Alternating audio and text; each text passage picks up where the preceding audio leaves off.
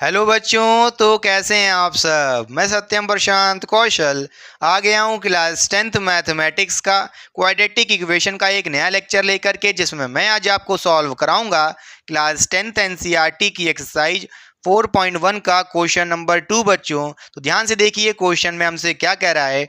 Question में हमसे कह रहा है represent the following situation in the form of quadratic equation. Question number 2 के ऑल पार्ट्स में आपको यहाँ पे वर्ड प्रॉब्लम्स गिवन होंगी। उन वर्ड प्रॉब्लम को पढ़ के आपको सिर्फ क्वाड्रेटिक इक्वेशन को फॉर्म करना है, सॉल्व नहीं करना है। तो ध्यान से देखिए, क्वेश्चन नंबर 2 का पहला पार्ट हमसे क्वेश्चन में क्या कह रहा है। The area of the rectangular plot is 528 meter square. The length of the plot is one more than twice its breadth. We need to find the length and breadth of the plot। बच्चों question में आपको यहाँ पे दो बातें given हैं। पहली कहानी क्वेश्चन में हमसे क्या कह रहा है उसको हम मार्क कर लेते हैं। The area of the rectangular plot is 528 metre square. इसका मतलब ये है आपको उस रेक्टेंगुलर प्लॉट का एरिया भी गिवन है, और साथ में हमसे क्वेश्चन में क्या कह रहा है दूसरी कहानी, the length of the plot is one more than twice its breath. Question में ये कह रहा है कि जो length of the rectangular plot है वो one more than twice its breath है। बच्चों क्लियर हुई बात कि नहीं। तो हमें इस क्वेश्चन को पढ़ के क्वाड्रेटिक इक्वेशन को फॉर्म करना है। तो चलिए सबसे पहले हम यहाँ पे लेट कर लेंगे breadth of the rectangular plot is x. तो चलिए सबसे पहले ये लाइन लिख लेते हैं बच्चों। यहाँ पे एक लाइन लिख लीजिए, let breadth of the plot हमारा क्या है बच्चों, हम यहाँ पे लेट कर लेंगे और उसको मान लेंगे वो x है। बच्चों अब मैं आपसे पूछूं length of the rectangular plot क्या हो जाएगी। ध्यान से देखिए बच्चों, क्वेश्चन में ही बोल रहा है क्या, जो लेंथ ऑफ द प्लॉट है is one more than twice its breath. यानी कि जो length of the rectangular plot है वो one more than twice its breadth. बच्चों अच्छा, कोई दिक्कत की बात नहीं है। तो चलिए सबसे पहले यहाँ पे एक लाइन लिख लीजिए, क्या, लेंथ ऑफ द प्लॉट क्या हो जाएगी बच्चों। ध्यान से देखिए कैसे निकालोगे, वो इस लाइन से निकालोगे।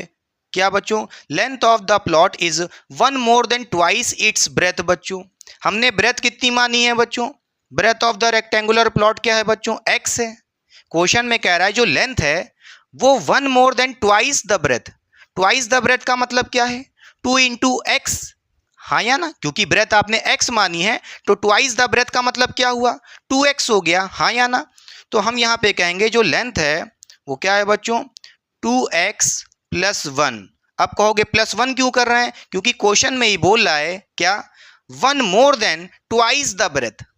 भाई ट्वाइस द ब्रेथ कितनी हो गई, 2x हो गई, उससे एक ज़्यादा है इसलिए हमने यहाँ पे प्लस 1 भी करना पड़ेगा। क्लियर हुई बात कि नहीं बच्चों। हमने यहाँ पे ब्रेथ को x मान लिया है तो length of the rectangular plot क्या हो जाएगा। भाई क्वेश्चन में कह रहा है one more than twice the breadth, breadth हमने x मानी है तो ब्रेथ का दुगुना कितना हो जाएगा, ब्रेथ का दुगुना यानी कि 2x हो गया, और उसमें एक ऐड भी करना पड़ेगा क्योंकि क्वेश्चन में ही बोला है one more than twice the breadth, तभी हमने यहाँ पे 2x प्लस 1 किया है। बच्चों क्लियर हुई बात कि नहीं बच्चों, समझ गए। लेंथ हमारी आ गई है बच्चों, ब्रेथ आ गई है, हाँ या ना। अब मैं आपसे पूछूं area of the rectangular plot कैसे निकालेंगे बच्चों, बताइए। एरिया ऑफ द रेक्टेंगल कैसे निकालते हैं बच्चों, लेंथ इंटू ब्रेथ से निकालते हैं, हाँ या ना। यही फॉर्मूला होता है रेक्टेंगल का एरिया निकालने के लिए। क्लियर। अब यहाँ पे आप क्या करेंगे, इस फॉर्मूले में area of the rectangular plot हमको गिवन है कितना बच्चों, 528 मीटर स्क्वायर। इसको यहाँ पे पुट कर देंगे एरिया की जगह, 528 रख देंगे। इक्वल्स टू में क्या है बच्चों, लेंथ इंटू ब्रेथ है, लेंथ की वैल्यू क्या है बच्चों, 2x प्लस 1 रख देंगे यहाँ पे, 2x प्लस 1 बच्चों। क्लियर। इसको हम ब्रैकेट में कर देते हैं 2x प्लस 1 को बच्चों। उसके बाद क्या है, मल्टीप्लाई में आपके पास ब्रेथ है, ब्रेथ आपने क्या माना है बच्चों, x माना है तो यहाँ पे x रख देंगे। क्लियर हुई बात कि नहीं। अब आपको क्या करना है, राइट साइड सॉल्व करना पड़ेगा बच्चों। तो चलिए सॉल्व कर लेते हैं। Left side as it is 528 copy हो जाएगा बच्चों। क्लियर। अब यहाँ पे आपको इस x को मल्टीप्लाई करना पड़ेगा इस ब्रैकेट में घुस करके। तो सबसे पहले आप x को मल्टीप्लाई करोगे 2x से बच्चों, तो कितना हो जाएगा 2x इंटू एक्स कितना हो जाएगा 2x स्क्वायर हो जाएगा इजुकल्स टू में। तो यहाँ पे आप बोल दोगे इजुकल्स टू में क्या हो जाएगा 2x स्क्वायर हो जाएगा। फिर इसी x को आपको क्या करना है 1 से मल्टीप्लाई करना पड़ेगा। तो x इंटू प्लस वन कितना हो जाएगा बच्चों, x इंटू प्लस वन से मल्टीप्लाई करोगे कितना हो जाएगा प्लस x हो जाएगा, हाँ या ना। तो 2x square plus x right side हो गया बच्चों। क्लियर, समझ गए। अब आपको इसको सॉल्व करना पड़ेगा और कुछ इक्वेशन के टाइप में अरेंज करना पड़ेगा बच्चों, जिसके लिए आप यहाँ पे क्या करोगे, हम यहाँ पे 2x square plus x as it is रहने देंगे बच्चों, और इस 528 को इस साइड भेज दोगे बच्चों। तो क्या हो जाएगा साइन चेंज हो जाएगा, पॉजिटिव से नेगेटिव हो जाएगा। तो माइनस का क्या आ जाएगा 528 और इक्वल्स टू में क्या बचेगा बच्चों 0 बचेगा। जब आपने लेफ्ट साइड से राइट साइड भेज दिया तो इक्वल्स टू में क्या बचेगा 0, कुछ नहीं बचेगा, हाँ या ना। तो जैसा कि आप देख पा रहे हो हमारे पास यहाँ पे एक इक्वेशन आ गई है, क्या 2x square plus x minus 528 equals to 0। इस इक्वेशन में आप देख पा रहे हो कि आपके पास सिंगल वेरिएबल है और वो सिंगल वेरिएबल के ऊपर हाईएस्ट पावर कितनी है बच्चों 2 है। इसका मतलब है डिग्री ऑफ द इक्वेशन 2 है। इसका मतलब ये है ये जो आपने इक्वेशन बनाई है ये क्वाड्रेटिक इक्वेशन है, हाँ या ना। क्वाड्रेटिक इक्वेशन क्यों है बच्चों, क्योंकि आपको यहाँ पे पता है कि आपकी इक्वेशन में क्या है सिंगल वेरिएबल है। ठीक है, सही बात है। दूसरी बात डिग्री ऑफ द इक्वेशन कितनी है बच्चों 2 है, और अगर ऐसी कंडीशन सेटिस्फाई होती है तो मैंने आपसे कहा था वो इक्वेशन क्या कहलाएगी क्वाड्रेटिक इक्वेशन कहलाएगी। क्लियर, तो यहाँ पे आप देख सकते हो ये जो आपने इक्वेशन बनाई है रिक्वायर्ड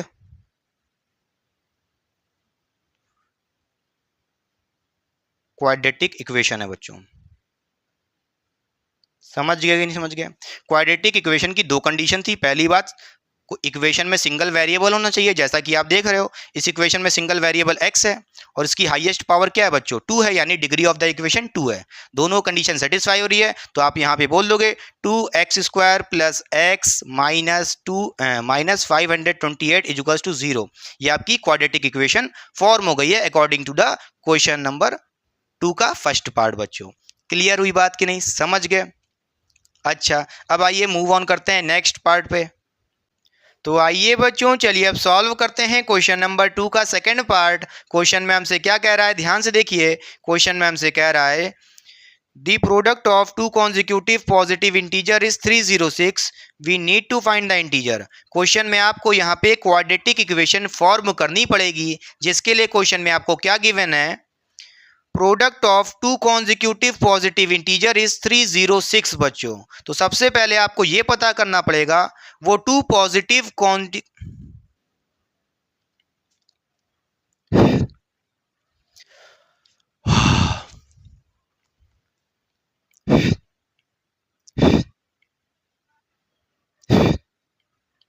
तो आइए बच्चों चलिए अब सॉल्व करते हैं क्वेश्चन नंबर 2 का सेकंड पार्ट। क्वेश्चन में हमसे क्या कह रहा है, ध्यान से देखिए। क्वेश्चन में हमसे कह रहा है the product of two consecutive positive integer is 306, we need to find the integers. Question में आपको यहाँ पे क्वाड्रेटिक इक्वेशन, तो आइए बच्चों चलिए अब सॉल्व करते हैं क्वेश्चन नंबर 2 का सेकंड पार्ट। क्वेश्चन में हमसे क्या कह रहा है, ध्यान से देखिए। क्वेश्चन में हमसे कह रहा है The product of two consecutive positive integer is 306. We need to find the integer. Question में आपको यहाँ पे क्वाड्रेटिक इक्वेशन को फॉर्म करना है, जिसके लिए क्वेश्चन में आपको क्या गिवन है product of two consecutive positive integer is 306 बच्चों। तो सबसे पहले आपको ये पता करना पड़ेगा आपके पास वो टू कॉन्जिक्यूटिव पॉजिटिव इंटीजर कौन कौन से हैं, हाँ या ना। तो चलिए सबसे पहले हम यहाँ पे लेट कर लेंगे हमारा फर्स्ट इंटीजर x है बच्चों। तो चलिए सबसे पहले यहाँ पे एक लाइन लिख लीजिए, let first integer equals to x है बच्चों। अब मैं आपसे पूछूं सेकंड इंटीजर क्या हो जाएगा बच्चों, तब आप यहाँ पे कह सकते हो क्या देन द सेकंड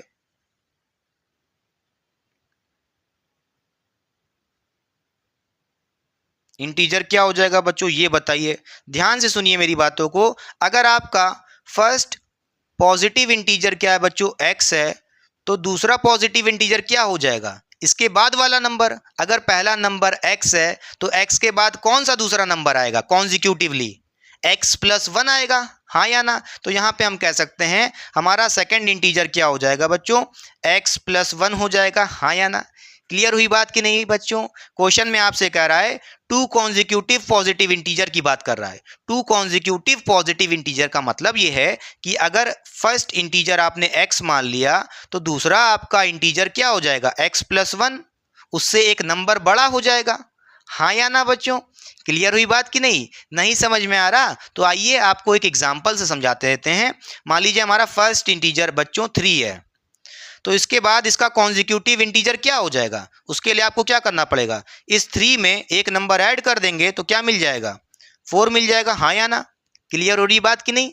तो पहला नंबर क्या था बच्चों, आपने माना 3, तो दूसरा क्या हो जाएगा 3 प्लस वन बच्चों। क्लियर हुई बात कि नहीं। तो उसी तरह हम यहाँ पे क्या करेंगे, अगर फर्स्ट इंटीजर को हम क्या मान लेंगे, x मान लेंगे, तो इसके बाद इसका कॉन्जिक्यूटिव नंबर दूसरा वाला क्या हो जाएगा, x प्लस वन हो जाएगा, सिंपल एज दैट। क्लियर हुई बात कि नहीं बच्चों, समझ गए। अच्छा, अब क्वेश्चन में क्या कह रहा है, product of two consecutive positive integer is 306। आपसे कह रहा है क्वेश्चन में कि जो आपके दोनों कॉन्जिक्यूटिव नंबर हैं, पहला x और दूसरा x प्लस वन, जब इनका प्रोडक्ट कर दिया गया, इनको मल्टीप्लाई कर दिया गया, तो क्या मिल रहा है, 306 मिल रहा है। तो चलिए अकॉर्डिंग टू द क्वेश्चन जो भी कह रहा है उसको हम लिख लेते हैं बच्चों। क्या क्वेश्चन में आपसे कह रहा है, अकॉर्डिंग टू क्वेश्चन, जिसको हम लिख सकते हैं ATQ शॉर्ट फॉर्म में, क्या कह रहा है क्वेश्चन में, प्रोडक्ट ऑफ टू नंबर, पहला नंबर बच्चों x था, दूसरा नंबर हमारा क्या था, उससे प्रोडक्ट कर देते हैं, दूसरा नंबर हमारा था x प्लस वन बच्चों। जब इन दोनों को प्रोडक्ट कर दिया गया तो क्वेश्चन में क्या कह रहा है, क्या मिल रहा है हमको, 306 मिल रहा है बच्चों। तो इज इक्वल्स टू में हम क्या लिख देंगे, 306 लिख देंगे। क्लियर हुई बात कि नहीं बच्चों। अब हमें इसे लेफ्ट साइड सॉल्व करना पड़ेगा, जिसके लिए हमें क्या करना पड़ेगा, इस x को मल्टीप्लाई करना पड़ेगा इस ब्रैकेट में घुस के। तो सबसे पहले x से मल्टीप्लाई करोगे बच्चों, तो x इंटू एक्स कितना हो जाएगा बच्चों, ये हो जाएगा एक्स स्क्वायर। फिर इसी x को आप क्या करोगे, मल्टीप्लाई करोगे बच्चों प्लस वन से, तो कितना हो जाएगा, प्लस x हो जाएगा बच्चों, इक्वल्स टू में 306 मिल रहा है। फिर आपको क्या करना है, आपको इस 306 को इक्वल्स टू के लेफ्ट साइड भेज देंगे, इसका साइन नेगेटिव में हो जाएगा बच्चों। तो यहाँ पे आप कह सकते हैं x square plus x minus 306 equals to 0 बच्चों। ध्यान से सुनिए, जब आपने 306 को लेफ्ट साइड भेज दिया इक्वल्स टू के, तो राइट साइड कुछ नहीं बचेगा, यानी कि इक्वल्स टू में 0 हो जाएगा। क्लियर हुई बात कि नहीं। जैसा कि आप यहाँ पे देख रहे हैं, आपने एक इक्वेशन फॉर्म कर ली है, वो इक्वेशन है x square plus x minus 306 equals to 0। जैसा कि आप इस इक्वेशन में देख पा रहे हैं, आपके पास सिंगल टाइप ऑफ वेरिएबल है और उस वेरिएबल की हाईएस्ट पावर क्या है बच्चों, 2 है, यानी कि डिग्री ऑफ द इक्वेशन 2 मिल रही है। तो चलिए ये बात को आप यहाँ पे लिख सकते हैं साइड में, क्या क्या लिख सकते हैं बच्चों, आपके पास क्या मिल रहा है इक्वेशन में, सिंगल वेरिएबल है बच्चों, और आप ये देख रहे हो उस वेरिएबल की हाईएस्ट पावर क्या है, 2 है, यानी डिग्री ऑफ द इक्वेशन कितनी है, 2 है। इसका मतलब ये है कि ये जो हमारी इक्वेशन है ये क्वाड्रेटिक इक्वेशन है, दोनों कंडीशन सेटिस्फाई हो रही है। पहली कंडीशन सिंगल वेरिएबल है यहाँ पे x, और दूसरी डिग्री ऑफ द इक्वेशन 2 मिल रही है। इसका मतलब ये है कि जो आपने इक्वेशन फॉर्म की है बच्चों, ये क्या है, रिक्वायर्ड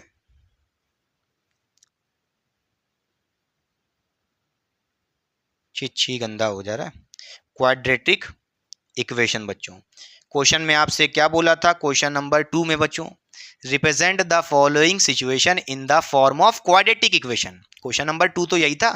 क्लियर। तो according to the second part आपने क्या किया, इस इक्वेशन को फॉर्म कर दिया है। सिर्फ और सिर्फ आपको क्वाड्रेटिक इक्वेशन फॉर्म करनी थी, सॉल्व नहीं करनी है। ये नहीं कि आप इसको सॉल्व करके बढ़िया आराम से फैक्टराइजेशन मेथड लगा दो और वो दोनों कॉन्जिक्यूटिव इंटीजर x और x प्लस वन क्या होंगे, वो निकालने लगो, वो सब नहीं करना है आपको। सिंपली क्वेश्चन में बोला था सिर्फ आपको क्वाड्रेटिक इक्वेशन फॉर्म करनी है, जो आपने फॉर्म कर दी है, सॉल्व मत करिएगा। क्लियर, समझ गए। अब आइए मूव ऑन करते हैं नेक्स्ट क्वेश्चन पे। तो आइए बच्चों, चलिए अब सॉल्व करते हैं क्वेश्चन नंबर 2 का थर्ड पार्ट। क्वेश्चन में हमसे क्या कह रहा है? क्वेश्चन में हमसे कह रहा है Rohan's mother is 26 year older than him, the product of their age in year 3 years from now will be 360, we would like to find Rohan percentage. Question में आपको यहाँ पे क्वाड्रेटिक इक्वेशन फॉर्म करनी है इस वर्ड प्रॉब्लम को पढ़ के। तो सबसे पहले हम यहाँ पे क्या करेंगे, लेट कर लेंगे Rohan's present age is x बच्चों। तो चलिए सबसे पहले यहाँ पे आप एक लाइन लिख लीजिए, let Rohan's age equals to, हम यहाँ पे x मान लेते हैं। अगर रोहन की एज x थी तो उसके मदर की एज क्या होगी? तो चलिए यहाँ पे एक लाइन लिख लीजिए, देन हिज मदर एज क्या हो जाएगी बच्चों? हमें ये भी निकालना पड़ेगा। तो क्वेश्चन में यहाँ पे हमको एक कहानी क्या कह रहा है? सबसे पहली कहानी, Rohan's mother is 26 year older than him बच्चों। इसका मतलब ये है कि जो मदर थी रोहन की, वो रोहन से 26 साल बड़ी थी, हाँ या ना? तो इसका मतलब ये है कि अगर रोहन की एज बच्चों x थी तो उसके मदर की एज क्या हो जाएगी? x + 26 बच्चों, हाँ या ना? तो मदर की एज क्या हो जाएगी बच्चों? x + 26। कहोगे कैसे? ध्यान से सुनिए बच्चों। भाई उसके लड़के की एज कितनी थी? x थी, मदर उससे 26 साल बड़ी थी, तो मदर की एज निकालने के लिए क्या करना पड़ेगा? रोहन की एज x थी, उसमें 26 आपको जोड़ना पड़ेगा, 26 ईयर जोड़ देंगे तो आपको क्या मिल जाएगा? मदर की परसेंटेज, जो क्या है? x + 26 बच्चों। क्लियर हुई बात कि नहीं? समझ गए? अच्छा, कोई दिक्कत की बात नहीं है। अब क्वेश्चन में आपसे क्या कह रहा है? आपसे क्वेश्चन में दूसरी कहानी क्या कह रहा है? आफ्टर 3 years, देखिए क्वेश्चन में ही लिखा है क्या? प्रोडक्ट ऑफ देयर एज, क्या? Product of their age 3 years from now will be 360, यानी कि उनकी एज का प्रोडक्ट करना है, मगर प्रोडक्ट अभी नहीं करना है प्रेजेंट एज का। 3 years फ्रॉम नाउ यानी कि 3 साल बाद करना है, आफ्टर 3 years। क्लियर हो रही बात कि नहीं बच्चों? तो यहाँ पे क्वेश्चन में क्या कहानी कह रहा है? आफ्टर 3 ईयर की कहानी कह रहा है। यहाँ पे एक लाइन लिखिए, आफ्टर 3 ईयर। भैया 3 साल बाद क्या होगा? भाई मैं आपसे पूछूं, जो रोहन था उसकी प्रेजेंट एज क्या है बच्चों? अभी x है। 3 साल बाद उसकी एज क्या हो जाएगी? x + 3 हो जाएगी। 3 साल वो बड़ा हो जाएगा, हाँ या ना? तो आपकी रोहन की एज क्या हो जाएगी 3 साल बाद? बोलिए बच्चों। वो हो जाएगी x + 3 बच्चों। इसको हम ब्रैकेट में कर लेते हैं। तो यहाँ पे आप कह सकते हो कि अगर रोहन की प्रेजेंट एज x थी तो 3 साल बाद रोहन की एज क्या हो जाएगी? x + 3। भाई 3 साल वो बूढ़ा हो जाएगा कि नहीं हो जाएगा? तो उसमें 3 ईयर जोड़ने पड़ेंगे। क्लियर हो रही बात कि नहीं बच्चों? समझ गए? अच्छा, कोई दिक्कत की बात नहीं है। अब मैं आपसे पूछूं कि यहाँ पे प्रेजेंट एज ऑफ मदर कितनी है? x + 26। 3 साल बाद मदर की एज क्या हो जाएगी? तो मदर की जो प्रेजेंट एज है x + 26, इसमें आप अगर 3 ऐड कर देंगे तो 3 साल बाद इनकी एज आ जाएगी। तो यहाँ पे आप कह सकते हैं मदर की बच्चों प्रेजेंट एज क्या थी? x + 26, इसमें आप 3 ऐड कर देंगे तो मदर की एज आफ्टर 3 ईयर आ जाएगी। तो यहाँ पे आप देख सकते हैं क्या बच्चों? आफ्टर 3 ईयर मदर की एज क्या हो जाएगी? x + 26 + 3, इसमें 3 ऐड कर दिया हमने। क्लियर हुई बात कि नहीं बच्चों? समझ गए? तो 3 साल बाद बच्चे की एज कितनी है, यानी रोहन की? x + 3। मदर की एज कितनी है? x + 26 + 3 बच्चों। अब इन एज का प्रोडक्ट करना है और क्वेश्चन में कह रहा है प्रोडक्ट की वैल्यू गिवन है 360, तो इक्वल्स टू में आपको यहाँ पे 360 लिख देना है, हाँ या ना? प्रोडक्ट ऑफ देयर एज, वो भी 5 साल बाद की बात कर रहा है, समझ रहे हो? सॉरी, 3 years आफ्टर की बात कर रहा है, 3 साल बाद की बात कर रहा है। तो उनकी एज का जब प्रोडक्ट करेंगे तो कितना मिल रहा है? क्वेश्चन में कह रहा है 360 बच्चों। क्लियर हुई बात कि नहीं बच्चों? समझ गए? समझ गए हाँ या ना? तो देखिए क्वेश्चन में क्या बोला था? Product of their age 3 years from now will be, यानी 3 साल बाद, समझ रहे हो, 3 साल बाद एज रोहन की ये हो गई, मदर की एज ये हो गई, उसका प्रोडक्ट कर देंगे तो किसके इक्वल होगा, 360 के इक्वल होगा बच्चों। क्लियर। अब इसको आपको सॉल्व करना पड़ेगा, तो यहाँ से आप कह सकते हैं क्या, x + 3 तो एज इट इज़ रहेगा बच्चों। Clear, x + 3। उसके बाद आप यहाँ पे देखिए x + 26 + 3, इसको भैया क्या कर लिखेंगे, x + 26 + 3 बच्चों, तो 26 + 3 कितना हो जाएगा बच्चों, 29 हो जाएगा। तो ब्रैकेट में क्या आ जाएगा, x + 29 = 360 बच्चों। अब आपको यहाँ पे इसको सॉल्व करना पड़ेगा बच्चों, जिसके लिए आपको क्या करना पड़ेगा, सबसे पहले इस x को मल्टीप्लाई करना पड़ेगा इस x से, तो क्या हो जाएगा, x × x बच्चों, ये हो जाएगा आपका x²। इसी तरह यहाँ पे आपको इसी x को मल्टीप्लाई करना पड़ेगा 29 से बच्चों, तो क्या हो जाएगा, x × 29 बच्चों, प्लस का 29 हो जाएगा x। क्लियर हुई बात कि नहीं। इसी तरह आपको यहाँ पे इस 3 को मल्टीप्लाई करना पड़ेगा इस x से बच्चों, तो 3 × x कितना हो जाएगा बच्चों, 3x हो जाएगा प्लस का। इसी तरह आपको यहाँ पे इसी 3 को मल्टीप्लाई करना पड़ेगा 29 से बच्चों, तो 3 × 29 क्या हो जाएगा बच्चों, ये हो जाएगा आपका +87 बच्चों। = में क्या लिखा था, 360 लिखा था बच्चों। क्लियर। अच्छा, फिर इसको सिंप्लीफाई करने के लिए और सॉल्व करिए, तो x² ऐसे ही लिखे रहने देंगे, 29x + 3x कितना हो जाएगा बच्चों, ये हो जाएगा +32x + 87 बच्चों, = 360। अब इसको और सॉल्व करिए, तो उसके लिए आपको क्या करना पड़ेगा, इस 360 को लेफ़्ट साइड भेज देंगे = के, तो इसका साइन माइनस का हो जाएगा बच्चों। तो यहाँ पे आप लिख सकते हैं क्या, x² + 32x + 87 माइनस का 360 बच्चों। क्लियर। = में क्या बचेगा, 0 बचेगा बच्चों। भैया आपने इस 360 को लेफ़्ट साइड भेज दिया, तो = के क्या बचेगा, कुछ नहीं, 0 बचेगा। क्लियर। अब इसको आप सिंप्लीफाई कर सकते हैं यहाँ पे बड़े आराम से, x² + 32x, अब यहाँ पे ध्यान से देखिए 87 माइनस 360 बच्चों, तो यहाँ पे आप जब माइनस कर लोगे तो कितना आएगा बच्चों, इसकी वैल्यू, इसकी वैल्यू आ जाएगी -273 बच्चों, कितनी आ जाएगी, -273 वैल्यू बच्चों। = में 0 है। जैसा कि आप देख पा रहे हो, आपने इस क्वेश्चन के हिसाब से क्वाड्रेटिक इक्वेशन फॉर्म कर दी है, जो क्या आ रही है, x² + 32x - 273 = 0।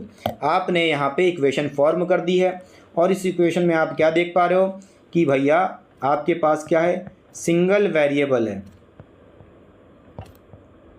क्या है, सिंगल वेरिएबल है, और highest power of the equation क्या है बच्चों, 2 है, यानी कि डिग्री ऑफ द इक्वेशन क्या है बच्चों, 2 है। ध्यान से देखिए, इस इक्वेशन में सिंगल वेरिएबल x है, और उसी वेरिएबल x की हाईएस्ट पावर क्या है बच्चों, 2, तो डिग्री ऑफ द इक्वेशन क्या हो जाएगी, 2 हो जाएगी, हाँ या ना। क्वाड्रेटिक इक्वेशन की दोनों कंडीशन सेटिस्फाई हो रही हैं बच्चों, ये वाली भी, ये वाली भी। तो आप यहाँ पे कह सकते हो क्या, ये जो हमारी इक्वेशन आई है, यही हमारी क्या है, रिक्वायर्ड क्वाड्रेटिक इक्वेशन है बच्चों। क्लियर हुई बात कि नहीं। अब चलिए सॉल्व करते हैं 3rd की जगह 4th पार्ट। तो आइए बच्चों, चलिए अब सॉल्व करते हैं क्वेश्चन नंबर 2 का 4th पार्ट। क्वेश्चन में हमसे क्या कह रहा है, तो ध्यान से देखिए, क्वेश्चन में हमसे कह रहा है, अ train travels a distance of 480 kilometre at a uniform speed. If the speed had been 8 km per hour less, then it would have taken 3 hours more to cover the same distance. We need to find the speed of train. Question में आपको यहाँ पे form करना है quadratic equation को बच्चों, जिसके लिए क्वेश्चन में आपसे क्या कह रहा है कि आपके पास एक ट्रेन है जो ट्रैवल कर रही है a distance of 480 kilometre at a uniform speed, और क्वेश्चन में आपसे आगे कह रहा है if the speed had been 8 kilometre per hour less, अगर ट्रेन ने अपनी स्पीड को कम कर लिया है 8 किलोमीटर पर आवर। क्लियर। तब क्या होगा, तब आपसे कह रहा है then it would have taken 3 hours more to cover the same distance, तब ट्रेन को 3 घंटे ज़्यादा लगेंगे to travel the same distance बच्चों। तो यहाँ पे सबसे पहले हम कुछ लाइन लिख लेंगे, जैसा कि आप देख पा रहे होंगे बच्चों। हमें यहाँ पे सबसे पहले लेट करना पड़ेगा initial speed of the train, या कह लो जब ट्रेन अपनी इनिशियल स्पीड यूनिफॉर्म स्पीड से चल रही थी उसकी स्पीड x मान लेते हैं। क्लियर हुई बात कि नहीं? तो यहाँ पे आप एक लाइन लिख लीजिए, let the speed of train जो इनिशियली होगी कितनी बच्चों, x मान लेते हैं। फिर आपको क्वेश्चन में क्या गिवन है, distance to be travelled by the train कितना है बच्चों, 480 किलोमीटर। तो यहाँ पे हम डिस्टेंस की वैल्यू रख देंगे बच्चों। डिस्टेंस कितना गिवन है, 480 किलोमीटर बच्चों, जो ट्रेन ट्रैवल कर रही है। समझ गए? फिर आपसे क्या निकालना है यहाँ पे, time taken in normal speed, कितना टाइम लगेगा जब आपकी जो ट्रेन थी नॉर्मल स्पीड से चल रही थी। क्लियर? समझ गए बच्चों? अगर मैं आपसे पूछूं टाइम कैसे निकालते हैं, टाइम का फॉर्मूला होता है बच्चों, आपने बचपन में पढ़ा था, क्या होता है, डिस्टेंस अपॉन स्पीड बच्चों, हाँ या ना? अगर मैं आपसे पूछूं ट्रेन कितना डिस्टेंस ट्रैवल कर रही है, तो आप बोलोगे 480 किलोमीटर। किस स्पीड से चल रही है, x स्पीड से इनिशियली चल रही है, या कह लो नॉर्मली चल रही है। क्लियर? समझ गए? डिस्टेंस है 480 किलोमीटर और स्पीड है x इनिशियली। क्लियर? तब मैं आपसे पूछूं time taken in normal speed, जब वो अपनी नॉर्मल स्पीड से चल रही थी तो कितना टाइम लगेगा, कुछ नहीं, ये वाला फॉर्मूला लगा दो बच्चों। क्या है, टाइम निकालने के लिए डिस्टेंस अपॉन स्पीड, डिस्टेंस कितना ट्रैवल करना है बच्चों, 480 किलोमीटर, स्पीड कितनी है बच्चों, x। तो हम यहाँ पे अगर 480 किलोमीटर को डिवाइड कर देंगे x से, स्पीड से डिवाइड कर देंगे डिस्टेंस को, तो हमारा टाइम टेकन आ जाएगा। क्लियर? समझ गए? तो 480 बाय x क्या हो जाएगा, time taken in normal speed. Clear? ये आ गया बच्चों। अब मैं आपसे पूछूं time taken when the speed 8 kilometre per hour less. अच्छा, आपसे पूछ रहा है कितना टाइम लगेगा जब ट्रेन ने अपनी स्पीड को कम कर दिया है 8 किलोमीटर पर आवर। कोई दिक्कत नहीं है, तब भी यही फॉर्मूला लगेगा, डिस्टेंस अपॉन स्पीड बच्चों। टाइम कैसे निकालेंगे बताइए, डिस्टेंस कितना होगा बच्चों, 480। अब कई बच्चे सोच रहे होंगे 480 क्यों होगा, टाइम तो चेंज हो जाएगा। मेरी बात सुनिए, जब कोई ऑब्जेक्ट अपनी स्पीड को चेंज करता है तो डिस्टेंस थोड़ी ना चेंज हो जाएगा, डिस्टेंस तो वही रहेगा ना। स्पीड चेंज होने के वजह से क्या होगा बच्चों, टाइम ज़्यादा या कम लगेगा। समझ रहे हो? डिस्टेंस तो आपका क्या रहेगा, 480 ही रहेगा। क्लियर? अच्छा, इस डिस्टेंस को डिवाइड करना पड़ेगा किससे बच्चों, स्पीड से। अच्छा, स्पीड कितनी हो गई बच्चों, इनिशियली उसकी स्पीड क्या थी, x थी बच्चों, हाँ या ना? उसकी इनिशियली स्पीड कितनी थी, x थी।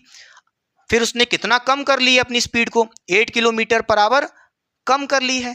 तो मैं पूछूं कि अब ट्रेन की स्पीड क्या होगी, तो भैया पहले उसकी ट्रेन की स्पीड थी x, उसमें से अगर माइनस कर लें 8 किलोमीटर पर आवर, तो उसकी अब वाली ट्रेन मतलब अब की आपकी ट्रेन की स्पीड आ जाएगी x माइनस 8 बच्चों। क्लियर हुई बात कि नहीं? समझिए बच्चों, हम यहाँ पे निकालने जा रहे हैं टाइम। कैसे निकालेंगे, डिस्टेंस रख दिए 480, उसको डिवाइड करेंगे किससे, स्पीड ऑफ द ट्रेन, जब उसने अपनी स्पीड को 8 किलोमीटर कम कर लिया है। समझ गए? तो भैया उसकी स्पीड पहले x थी, उसने 8 किलोमीटर कम कर लिया, इसलिए x माइनस 8 कर रहे हैं। समझ गए? क्लियर? कोई दिक्कत की बात नहीं होनी चाहिए, ठीक है, कोई दिक्कत नहीं है। अब मेरी बातों को ध्यान से सुनिए, ये बताइए जब ट्रेन अपनी इनिशियल स्पीड से चल रही थी, नॉर्मल स्पीड से x, हाँ या ना, उस समय जो टाइम लग रहा होगा, time taken in normal speed, ये जो वैल्यू होगी ये क्या होगी, कम होगी। बोलिए, अभी ये अपनी नॉर्मली स्पीड से चल रही है, तो ये जो वैल्यू होगी कम होगी as compared to this value. बच्चों बताइए कैसे, time taken when speed 8 kilometre per hour less, जब उसने अपनी स्पीड को कम कर लिया तो भैया ये जो टाइम आपका होगा ये क्या होगा, बढ़ जाएगा कि कम हो जाएगा, भैया टाइम बढ़ जाएगा। यहाँ पे समझ रहे हो कि नहीं समझ रहे हो, समझ रहे हो? तो इसका मतलब है कि ये वाला जो टाइम है बच्चों, ये क्या होगा, मोर होगा, और ये वाला जो टाइम है ये लेस होगा बच्चों, हाँ या ना। क्लियर। देखिए सेकंड केस, ये जो आपका सेकंड केस है, इसमें आपकी ट्रेन ने स्पीड को कम कर लिया है, तो ये जो टाइम होगा ये क्या होगा, बड़ा होगा, हाँ या ना, मोर होगा। क्लियर। अच्छा, कोई दिक्कत की बात नहीं है, समझ गए। ये जो टाइम आपका है बच्चों, इसको जरा हम यहाँ पे लिख लेते हैं पहले अलग से। तो 480 अपॉन x माइनस 8 बच्चों, ये ट्रेन का वो टाइम है जब उसने अपनी स्पीड को कम कर लिया। ठीक है, कोई दिक्कत की बात नहीं है, समझ गए। मैं आपसे पूछूं भाई, time taken in normal speed कितना था, इतना था। इसको भी हम नीचे यहाँ पे लिख लेते हैं, जरा लिख लेते हैं, चलिए। 480 अपॉन x बच्चों। क्लियर। अब जरा ऊपर आइए, क्वेश्चन को पढ़िए बच्चों। क्वेश्चन में आपसे क्या कह रहा था, क्वेश्चन में आपसे कह रहा था क्या, if the speed had been 8 kilometre per our less, then it would have taken 3 hours more to cover the same distance। अच्छा, कोई दिक्कत की बात नहीं है। इसका मतलब यह है कि ट्रेन की जब स्पीड कम हो गई थी तो उसको टाइम कितना लग रहा था, कुछ ज़्यादा टाइम लग रहा था, इतना टाइम, और उसका इनिशियल टाइम कितना था बच्चों, इतना था। समझ रहे हैं, समझ रहे हैं। तो अगर हम यहाँ पे इसको माइनस कर देते हैं बच्चों, तो क्या मिलेगा, 3 मिल जाएगा। बोलिए कैसे, क्वेश्चन में ही कह रहा है if the speed had been 8 kilometre per hour less, then it would have taken 3 hours more to cover the same distance. समझ रहे हो। इसका मतलब यह है जब ट्रेन को ज़्यादा समय लग रहा था, कितना, इतना समय लग रहा था, ठीक, इतना टाइम लग रहा था जब अपनी ट्रेन ने स्पीड को कम कर दिया। ठीक है, और ये क्या टाइम है, ये टाइम वो है जब ये नॉर्मल स्पीड से चल रही थी। तो अगर आप यहाँ पे इनका डिफरेंस कर लेते हो तो क्वेश्चन में कह रहा है 3 घंटे ज़्यादा मिलेंगे। समझ रहे हो कि नहीं समझ रहे हो। क्लियर। अगर ट्रेन ने अपनी स्पीड 8 किलोमीटर कम कर ली तब टाइम ये मिल रहा था, अगर ये टाइम को हम माइनस कर लेंगे जब ट्रेन की टाइम नॉर्मल स्पीड से चल रही थी, समझ गए, तो कितना मिलेगा बच्चों, 3 के इक्वल मिलेगा अकॉर्डिंग टू द क्वेश्चन। समझ गए, हाँ या ना। फिर से समझाते हैं, नहीं समझ में आया फिर से सुनिए। देखिए सीधी सी बात है, ट्रेन को 3 घंटे ज़्यादा लग रहे हैं, कब, जब उसका टाइम इतना ज़्यादा बढ़ गया है बच्चों। पहले इतना टाइम था, तो अगर हम ज़्यादा टाइम में से कम टाइम माइनस कर लेंगे तो क्या मिलेगा, 3 मिल जाएगा। 3 घंटे ज़्यादा लग रहे हैं। ये 3 घंटे ज़्यादा कैसे निकालोगे, जो ज़्यादा टाइम है उसमें से कम वाले टाइम को माइनस कर लो तो 3 आ जाएगा बच्चों, हाँ या ना। अब तो समझ में आ गया। क्लियर बच्चों। अब यहाँ पे आप इसको एलसीएम लेके सॉल्व कर लोगे बच्चों। तो यहाँ पे देखिए x माइनस 8 और x का एलसीएम ले लीजिए, क्या हो जाएगा। यहाँ पे आप बोलेंगे x माइनस 8 अपॉन x, ऐसे लिखा रहेगा बच्चों। फिर आप क्या करेंगे, इस एलसीएम को डिवाइड करेंगे, x माइनस 8 से क्या आएगा बच्चों, x आ जाएगा। x को क्या करेंगे, इससे मल्टीप्लाई कर देंगे। तो यहाँ पे हम लोग x को मल्टीप्लाई कर देंगे 480 से बच्चों, तो क्या हो जाएगा, 480x हो जाएगा बच्चों। इसके बाद हम यहाँ पे क्या लिखेंगे, इस माइनस को कॉपी कर लेंगे, तो यहाँ पे माइनस को कॉपी कर लेते हैं। फिर उसके बाद हम इस एलसीएम को डिवाइड करेंगे x से बच्चों, तो x से डिवाइड करने पे क्या बचेगा, x माइनस 8 बचेगा, जिसको हम मल्टीप्लाई कर देंगे 480 से बच्चों।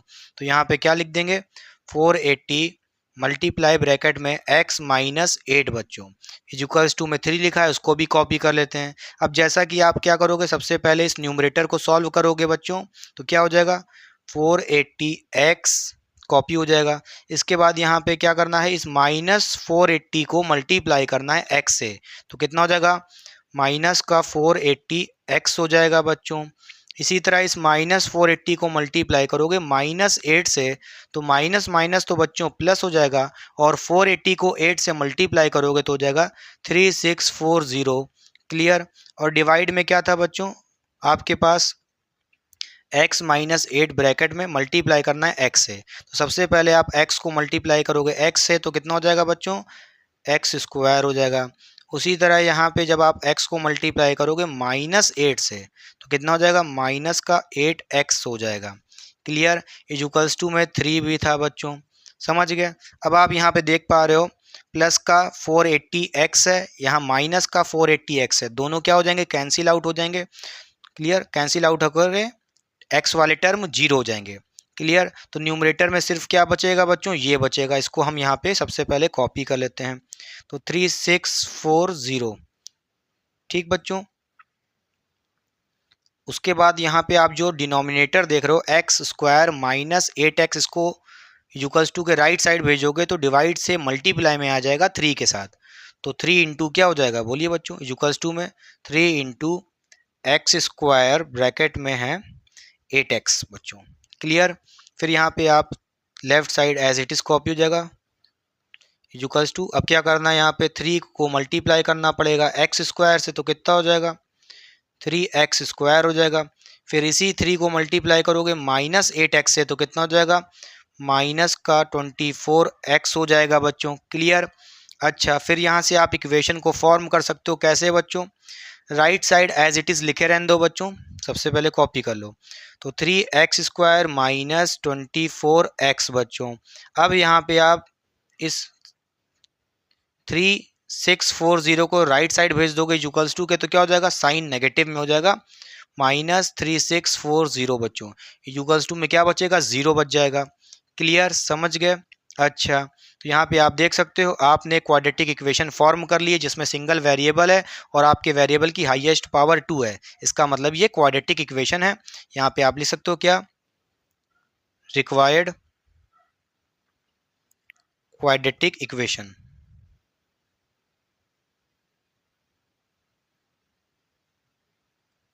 क्लियर। तो आई होप आपने इस लेक्चर को बहुत ही अच्छे से एंजॉय किया है। मैंने पूरी एक्सरसाइज 4.1 सॉल्व कर दी है। क्वेश्चन नंबर 2 के सारे पार्ट्स कंप्लीट हो चुके हैं। क्वेश्चन नंबर 1 देखने हैं तो उसके भी प्रीवियस लेक्चर देख सकते हैं प्लेलिस्ट में जाके। तो चलिए पढ़ाई करते रहें। All the very best. I hope आपने इस लेक्चर को बहुत ही अच्छे से एंजॉय किया है। तो चलिए कमेंट करिएगा कैसा लगा लेक्चर, डिटेल में एक एक चीज़ समझाई है। चलिए बाय।